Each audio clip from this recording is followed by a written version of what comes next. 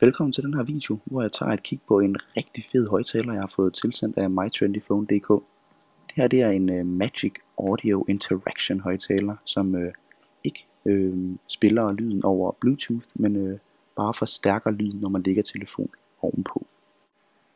Hvis jeg prøver at finde en sang frem her fra telefonen, så når jeg afspiller lyden, så kan I høre, at lyden selvfølgelig kommer fra højttaleren i iPhone, og jeg skruer også lidt højere end som normalt.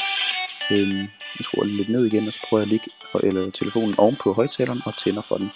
Så kan I høre, at lyden bliver forstærket. Jeg prøver lige at skrue lidt højere op for telefonen her, så vi kan høre det endnu bedre. Det er simpelthen højttaleren, der går ind og forstærker lyden. Hvis jeg så løfter telefonen op, så kan I høre, at lyden ikke bliver forstærket mere, men når jeg lægger den ned på igen, så bliver lyden så højere.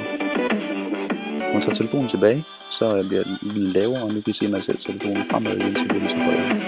Igen, når jeg løfter telefonen op, så spiller den kun fra telefonen af, og når jeg så lægger den lidt ovenpå igen, så bliver lyden så forstærket.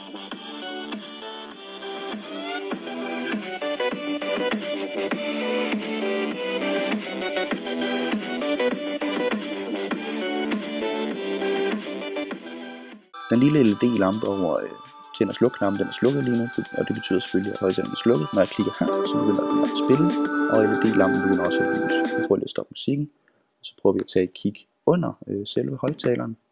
Og det er her, man sætter AA-batterierne ind. Den skal bruge 3 styk for at kunne spille. Om foran, det kan jeg også lige prøve at vise, der er der et stik, et DC 5 volt stik ind, hvor man kan sætte den ind, og så den anden ende i sin computer USB-indgangen, og så behøver den altså ikke at bruge batterier for at spille. Det er altså en rigtig fed højttaler, det har jeg også brugt den rigtig mange gange. Hvis I er noget interesseret i, så er der links nede i beskrivelsesboksen, eller så kan I se mere ind på AJZone.dk. Så tak fordi I kiggede med.